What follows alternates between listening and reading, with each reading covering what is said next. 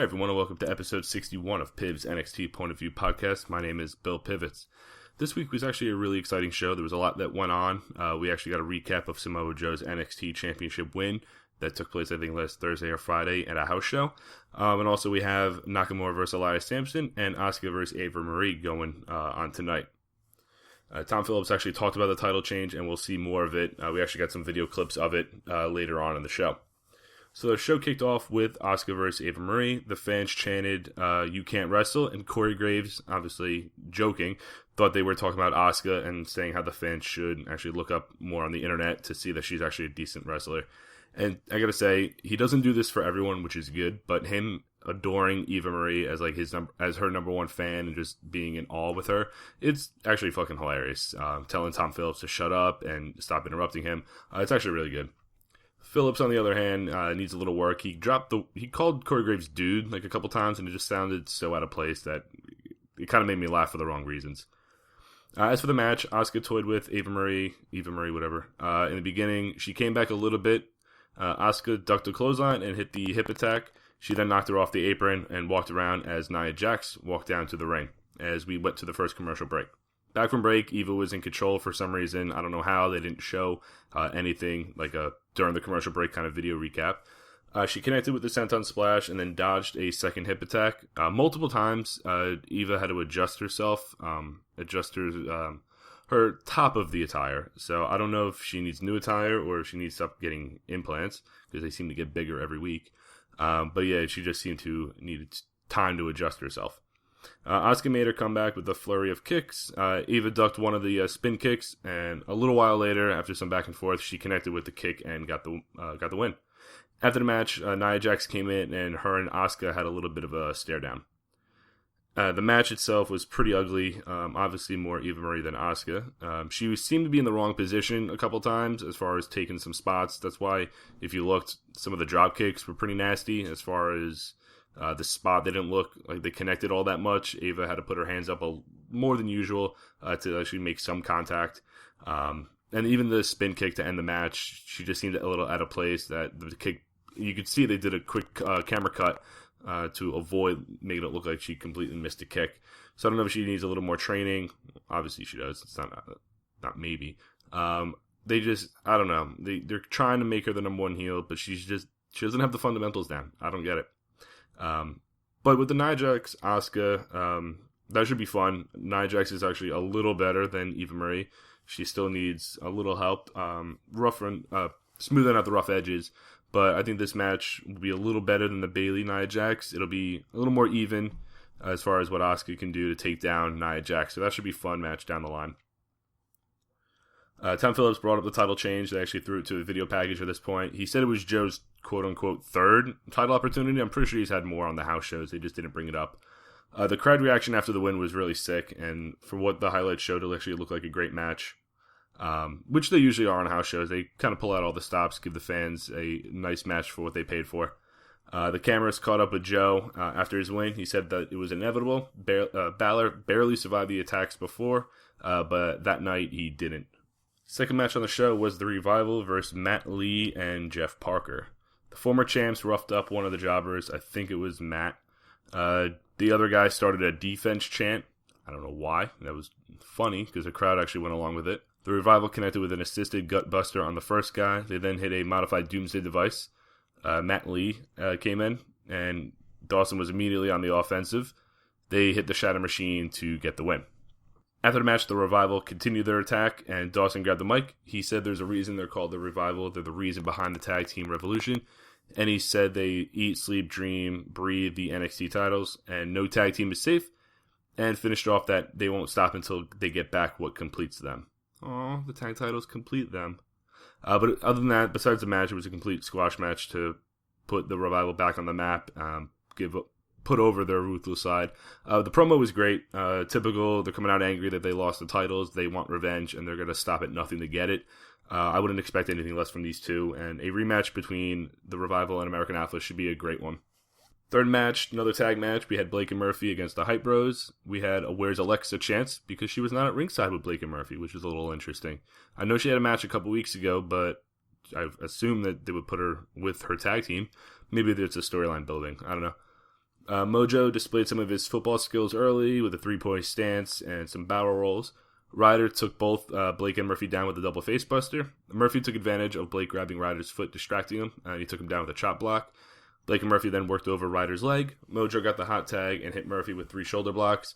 He then used Blake to take out Murphy, kind of spun him over his shoulders and kicked his own partner.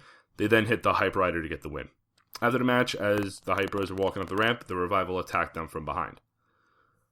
The match was alright. We all know my feelings about the Hype Bros. Really can care less about them. I wish they would actually push a new tag team, kind of freshen things up a little bit.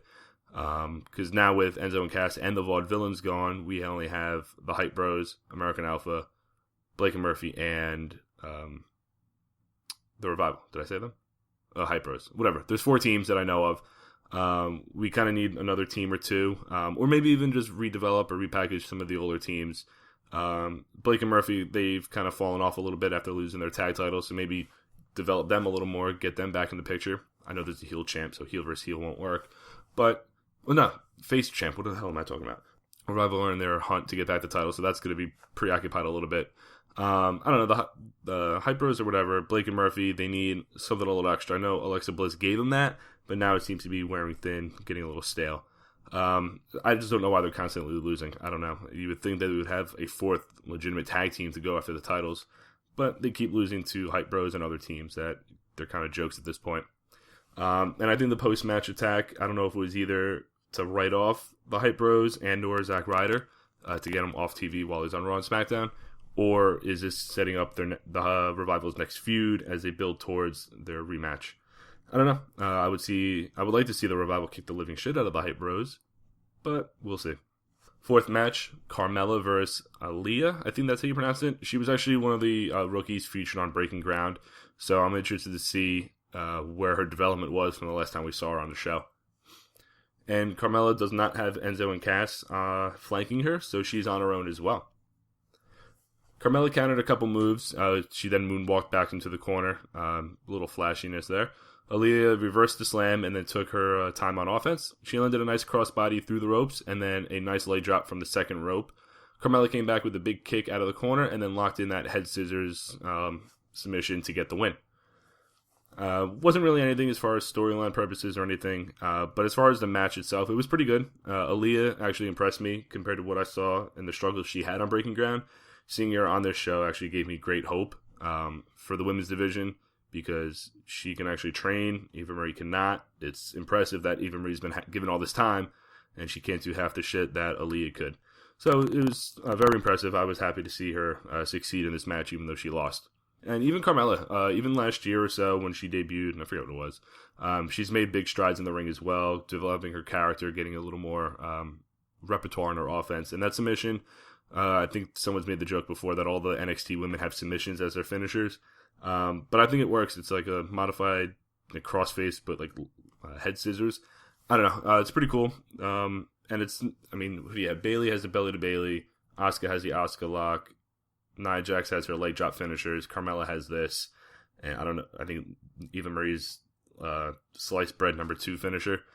So it's a little variety. It's not all the submissions, because you had Sasha Banks with the bank statement, Charlotte with the figure 8, Becky with the disarmor. So there's a lot of submissions that bogged down the women's division. It's nicely spread out, but that's a topic for another day. Elias Sampson was then interviewed about his match with Nakamura. He said something about that he's going to show why he's a drifter, and that Nakamura made a mistake about drifting into NXT. Whatever, I really didn't care. They also promoted that Austin Aries will compete next week, before our main event of Nakamura versus Elias Sampson.